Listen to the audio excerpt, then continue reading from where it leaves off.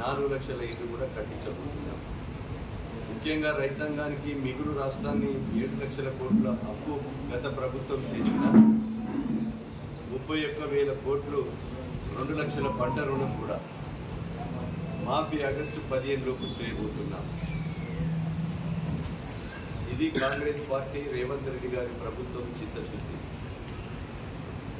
ఈరోజు ఖాళీగా ఉన్న 2 లక్షల ఉద్యోగాలు ఎన్నికల ముందు మేనిఫెస్టోలో ఏ డేట్లు అయితే ఇచ్చి షెడ్యూల్ నోటిఫికేషన్ డేట్లు ఇచ్చామో ఆ డేట్ల ప్రకారంగా నోటిఫికేషన్ ఇచ్చి షెడ్యూల్ ఇచ్చి ఖాళీగా ఉన్న 2 లక్షల ఉద్యోగాలు కూడా నింపడం జరుగుతుంది. అంతేకాకుండా విద్యకు వైద్యం ఈ ప్రభుత్వము 7,900 మంది వైద్య డిపార్ట్మెంట్లో ఖాళీలను నింపాం. అందులో 203 పోస్టులు భూపాలపల్లి 148 బెడెడ్ ప్రభుత్వ హాస్పిటల్లో ఖాళీలను నింపాం. ఇంకా కూడా ఆడ సిటీ స్కానింగ్ రాబోతుంది. ఎంఆర్ఐ కూడా ఈ కోడ్ వల్ల లేట్ అయిపోయింది, టెండర్ నియమ నిబంధనల వల్ల. ఎంఆర్ఐని కూడా ప్రభుత్వ హాస్పిటల్లో అతి త్వరలో పెట్టబోతున్నాం. అంతేకాకుండా సింగరేణి కోల్పెట్టి ఏరియా హాస్పిటల్లో 10 లక్షల రూపాయలతో సిటీ స్కానింగ్ ప్రారంభించాం. ఇంకా సూపర్ స్పెషాలిటీ డాక్టర్స్ ఏదైతే ఉన్నాయో ముఖ్యమంత్రి గారికి, అదేవిధంగా వైద్య ఆరోగ్య శాఖ మంత్రి దామోదర రాజనరసింహ గారికి కూడా రిప్రజెంటేషన్ ఇచ్చాం, మళ్ళీ తీసుకొస్తాం. కనుక ఈరోజు విద్య ప్రకారంగా భూపాలపల్లిలో ఉన్నటువంటి మైనా డిగ్రీ కళాశాల, minority school, minority junior college, social welfare, BC welfare ఇవన్నీ కూడా అద్దె భవనాల్లో ఉంటున్నాయి. వీటికి ప్రభుత్వ భవనాల్లో ఇంటిగ్రేటెడ్ మోడల్ స్కూల్స్గా కలెక్టర్తోని, ముఖ్యమంత్రితోని కలెక్టర్ పంపించి కలెక్టర్ ద్వారా భూమి 30 ఎకరాల భూమిని గాంధీనగర్ గుట్ట మీద అలాట్ చేయించి ఈరోజు ఫైనాన్స్ డిపార్ట్మెంట్లో పెండింగ్ ఉంది. అది కూడా క్లియర్ చేయబోతున్నాం, మంజూరు ఇవ్వబోతున్నాం. కనుక ఈ నియోజకవర్గంలో ఎంఆర్ఆర్లో అదేవిధంగా సిఆర్ఆర్లో అంతా కూడా మీరు ఎవరు బెంగపడవలసిన అవసరం లేదు. ఇది రైతు ప్రభుత్వం. అదేవిధంగా దొడ్డు బియ్యము రేషన్ షాపులలో ఇస్తే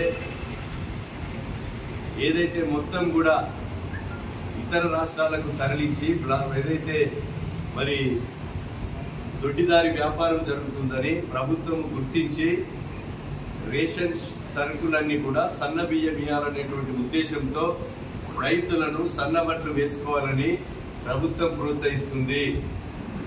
అదేవిధంగా అలాంటి దొంగ సరుకులు అమ్మే వాళ్ళను అరికట్టాలని ఉద్దేశం ప్రభుత్వానికి ఉంటే ప్రతిపక్షాలు గొంతెత్తి దొడ్డు సరుకులకు 500 రూపాయలు బోనస్ ఇవ్వలేదని దుష్ప్రచారం చేస్తున్నారు. కనుక అలాంటి పరిస్థితులలో రైతులు అర్థం చేసుకొని ప్రభుత్వానికి సహకరించి సకాలంలో నాట్లేసుకొని మీరు వాణిజ్య పంటలకు అదేవిధంగా ధాన్యానికి సరైనటువంటి గిట్టుబాటు ధర ఇస్తాం. బోనస్ 500 రూపాయలు కూడా ఇవ్వడం జరుగుతుంది. ఈరోజు రాష్ట్ర బడ్జెట్ మీరు లేకున్నా 31,000 కోట్లు రాహుల్ గాంధీ రైతు డిక్లరేషన్లో చెప్పిన మాట ఏదైతే ఉందో దాన్ని అధికారంలోకి వచ్చిన తర్వాత సంవత్సరం తిరగక ముందే రుణమాఫీ చేయబోతున్నాం. ఇది కాంగ్రెస్ ప్రభుత్వం చిత్తశుద్ధి అని తెలియజేస్తున్నాం. కనుక సోదరులారా, భూపాలపల్లి జిల్లా నియోజకవర్గ కేంద్రంలో ఒక బ్లడ్ బ్యాంక్ కూడా ఫౌండేషన్ ఇచ్చినాం 50 లక్షలతో. అదేవిధంగా ఇక్కడ ఉన్నటువంటి భూపాలపల్లి నియోజకవర్గ కేంద్రంలో ఈరోజు మా పత్రికా మీడియా సోదరులకు కూడా ప్రెస్ క్లబ్ లేదంటే 30 లక్షల రూపాయలు మంజూరు ఇచ్చాము. అదేవిధంగా మీరు వరంగల్లో ఏ రకంగా ప్రెస్ క్లబ్ ఉందో ఇది జిల్లా కేంద్రం. వరంగల్ తర్వాత ఉమ్మడి జిల్లా రెండో భూపాలపల్లి జయశంకర్ జిల్లా. ఖనిజ సంపద కలిగి ఉంది, బొగ్గు ఉంది, కరెంట్ ఉంది, ఇసుక ఉంది. ఇక్కడ అన్ని వసతులు అందరికీ ఉండాలనే ఉద్దేశంతో 30 లక్షల రూపాయలతో లైబ్రరీ మన ప్రెస్ క్లబ్ బిల్డింగ్ను కూడా మంజూరు చేశాం.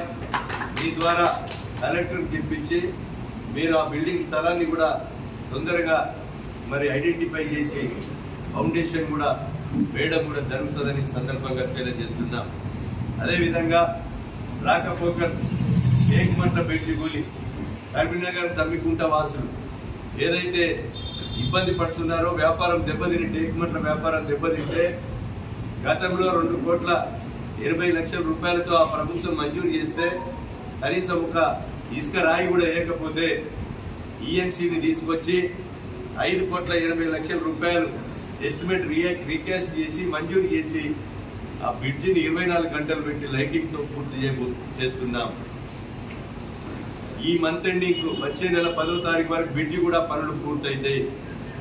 దానికి బైపాస్ కూడా వేసి రాకపోకలకు ఇబ్బంది కలగకుండా చేయడం జరిగిందని మీకు ఈ సందర్భంగా తెలియజేస్తున్నాం.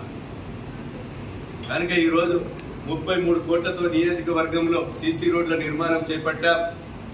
అదేవిధంగా బ్యాలెన్స్ వర్క్స్ ఏవైతే ఉన్నాయో కమ్యూనిటీ హాల్స్ కానీ, ప్రైమరీ స్కూల్స్ కానీ, హై స్కూల్, అదేవిధంగా జిల్లా పరిషత్ స్కూల్స్ కానీ, ఇంకా వివిధ రకాల ప్రభుత్వ సంస్థలు ఏదైతే హాస్టల్ బిల్డింగ్స్ కానీ, హాస్పిటల్ బిల్డింగ్స్ కానీ అన్నిటికీ కూడా సుమారు ఒక 10 కోట్ల రూపాయలు రిపేర్స్ కూడా ఇచ్చాం. వాటర్ ప్లాంట్ కూడా అవసరం ఉన్న కాడ ఒక 20 వాటర్ ప్లాంట్లు కూడా తెచ్చాం. ఈరోజు సమ్మర్లో ఒక 100 బోర్లు వేయించాం. ఈరోజు ఆ నీటి ఎద్దటిని ఎదుర్కొనే విధంగా చేశాం.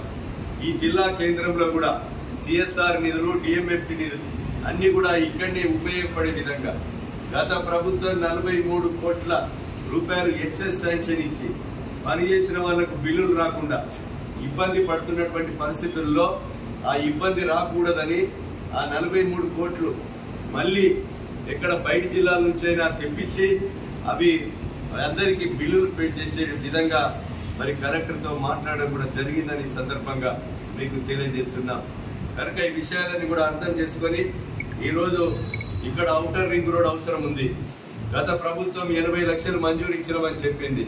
ల్యాండ్ అక్విజిషన్ కాలే కనుక ఆ టెండర్స్ కూడా పిలవలే.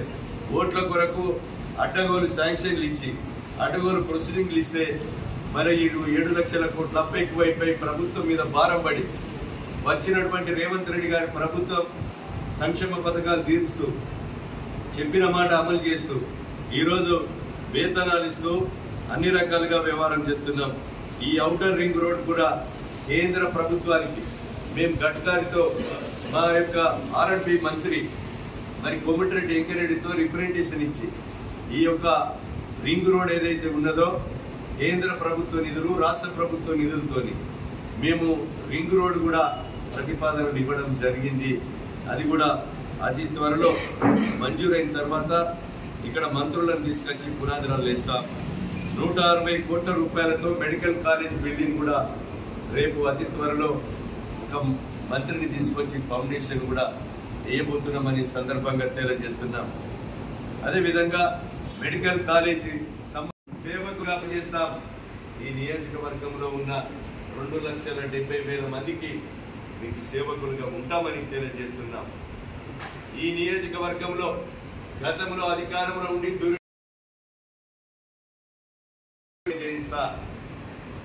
అక్రమ మరి పెట్టరాని సంస్థలకు పెట్టి ప్రభుత్వ సొమ్ము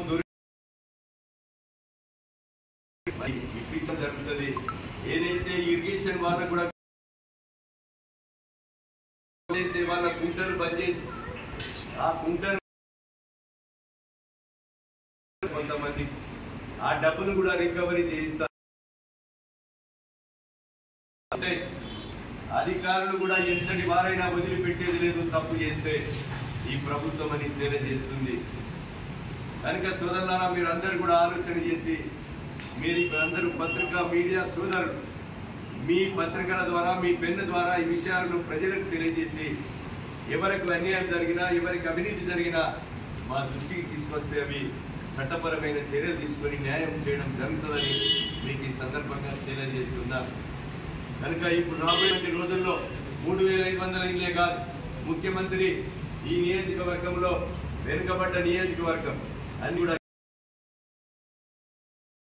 ఇంకొక ముఖ్యమైన విషయం మీకు చెప్పదలుచుకున్నాం.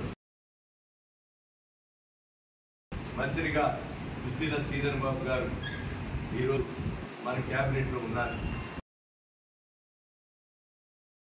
ఈ జిల్లాలో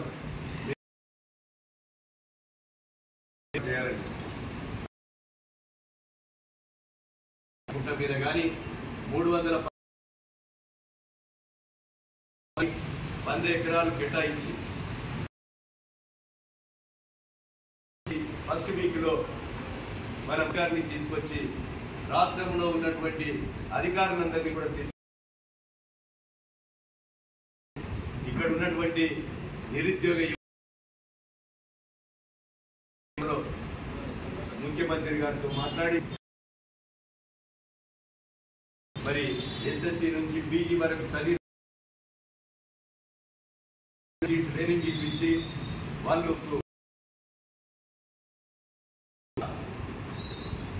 మరి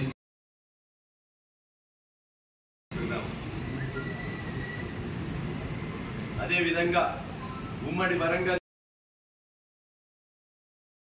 ఒకటి భూపాలపల్లిలో కూడా ఇవ్వమని కోరడం జరిగింది. మంత్రి గారిని డేట్ పెట్టుకోండి, ఫౌండేషన్ వస్తాను కొరకు మనకి ఇక్కడటువంటి మరి వసతుల కొరకు ఇక్కడ ఉన్నటువంటి మరి ఏదైతే మన చదువులను బట్టి కార్మికులను బట్టి ఆ ఇండస్ట్రీలను కూడా ప్రారంభిస్తాం.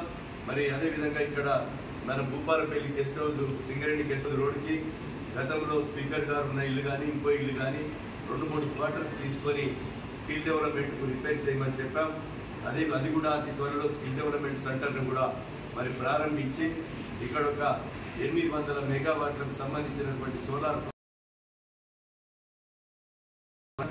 ప్లాంట్ పెట్టి ఆ సోలార్ ప్లాంట్